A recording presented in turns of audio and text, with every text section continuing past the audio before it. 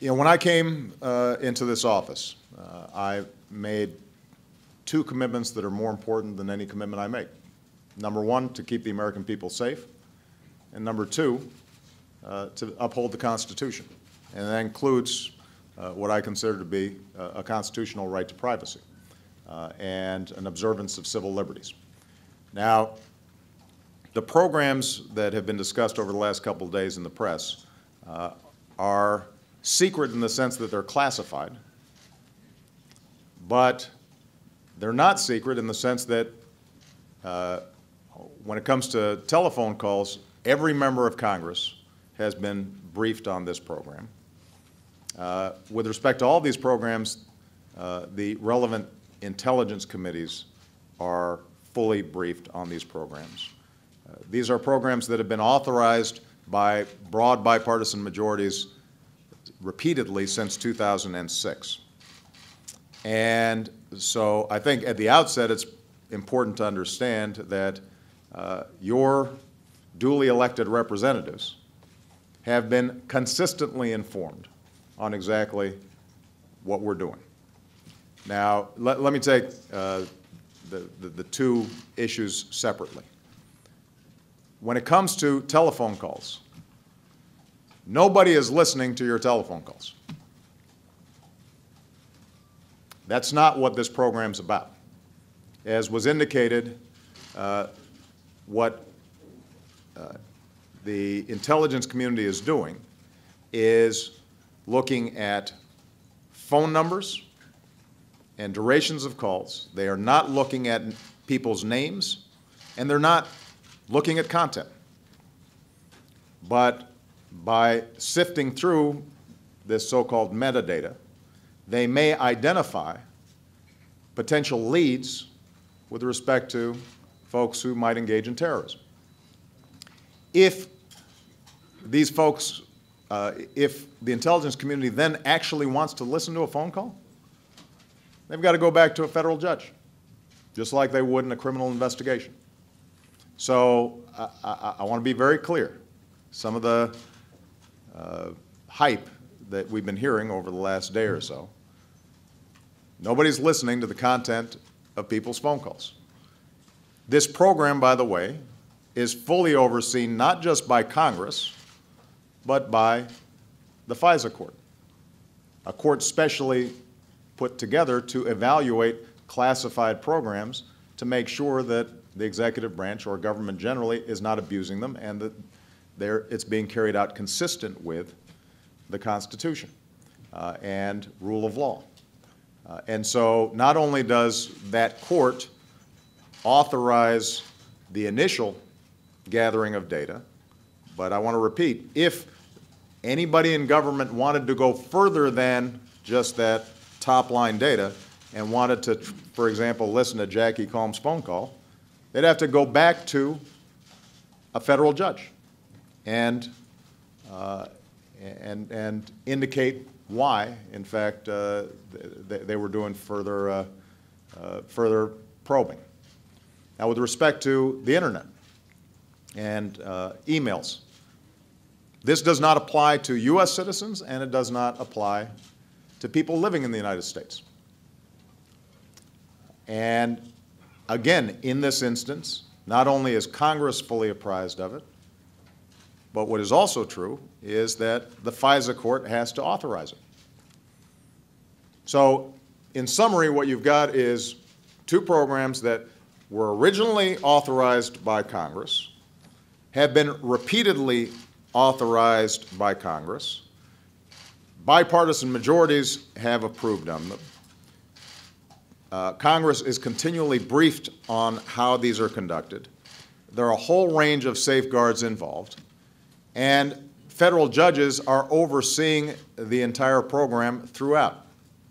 We're also setting up, we've also set up an audit process when I came into office to make sure that we're, after the fact, making absolutely certain that all the safeguards are being properly observed. Now, having said all that, you'll remember when I made that speech a couple of weeks ago about the need for us to shift out of a perpetual war mindset. I specifically said that one of the things that we're going to have to discuss and debate is how are we striking this balance between the need to keep the American people safe and our concerns about privacy. Because there are some trade-offs involved. Now, I welcome this debate, and I think it's healthy for our democracy. I think it's a sign of maturity, because probably 5 years ago, 6 years ago, we might not have been having this debate. And I think it's interesting that there's some folks on the left, but also some folks on the right who are now worried about it, who weren't very worried about it when it was a Republican president. I think that's good that we're having this discussion. But I think it's important for everybody to understand, and I think the American people understand, that there are some trade-offs involved. You know, I came in with a healthy skepticism about these programs. My team evaluated them. We scrubbed them thoroughly. We actually expanded some of the oversight, increased some of the safeguards. But my assessment and my team's assessment was that they help us prevent terrorist attacks.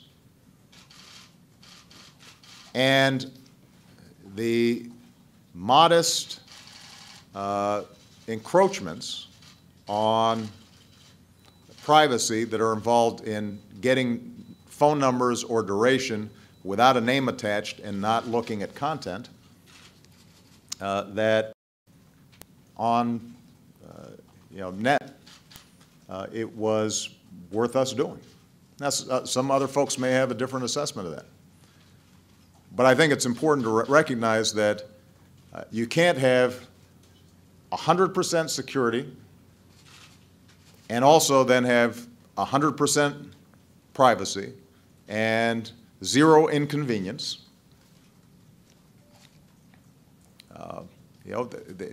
We're going to have to make some choices as a society. And the fact that they're under very strict supervision by all three branches of government, and that they do not involve listening to people's phone calls, do not involve reading the emails of U.S. citizens or U.S. residents, absent further action by a federal court that is entirely consistent with what we would do, for example, in a criminal investigation. I think on balance, we have established a process and a procedure that the American people should feel comfortable about. But again, these programs are subject to congressional oversight and congressional reauthorization and congressional debate. And if there are members of Congress who feel differently, then they should speak up, and we're happy to have that debate. Okay? All right, and we'll have a chance to talk further during the course of the next couple of days. Thank you, guys. Thank you.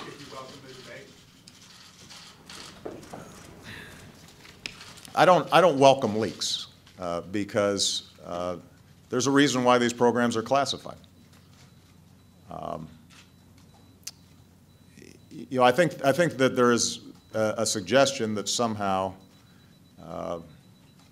any classified program is a quote-unquote secret program, which means it's somehow suspicious. But the fact of the matter is, in our modern history, there are a whole range of programs that have been classified because when it comes to, for example, fighting terror, our goal is to stop folks from doing us harm, and if every step that we're taking to try to prevent a terrorist act is on the front page of the newspapers or on television, then presumably the people who are trying to do us harm are going to be able to get around our preventive measures. That's why these things are classified. But that's also why we set up congressional oversight. These are the folks you all vote for, as your representatives in Congress, and they're being fully briefed on these programs. And if, in fact, there were abuses taking place, presumably, those members of Congress could raise those issues very aggressively. They're empowered to do so. We also have federal judges that we put in place who are not subject to political pressure. They've got lifetime tenure as federal judges, and they're empowered to look over our shoulder at the executive branch to make sure that these programs aren't being abused. So we have a system in which some information is classified, and we have a system of checks and balances to make sure that it's not abused. And if, in fact, this information ends up just being dumped out willy-nilly, without regard to risks to the program, risks to the people involved, in some cases, on other leaks, risks to personnel in very dangerous situations, then it's very hard for us to be as effective in protecting the American people. That's not to suggest that you just say, trust me, we're doing the right thing, we know who the bad guys are. And the reason that's not how it works is because we've got congressional oversight and judicial oversight. And if people can't trust not only the executive branch, but also don't trust Congress and don't trust federal judges to make sure that we're abiding by the Constitution, due process, and rule of law, then we're going to have some problems here. But my observation is that the people who are involved in America's national security, they take this work very seriously. They cherish our Constitution. The last thing they'd be doing is taking programs like this to listen to somebody's phone calls. And by the way, with respect to my concerns about privacy issues, I will leave this office at some point, sometime in the next 3.5 years.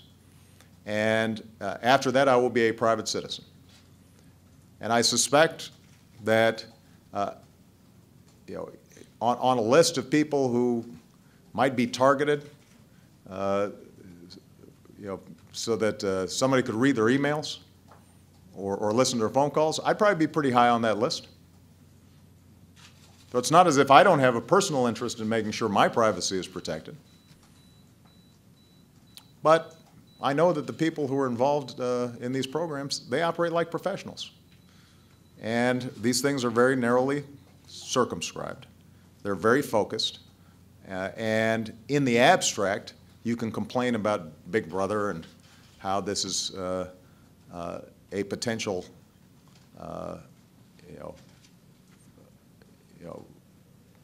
program run amok. But when you actually look at the details, then I think we've struck the right balance. All right? Thank you very much, guys. That's it. Thank you.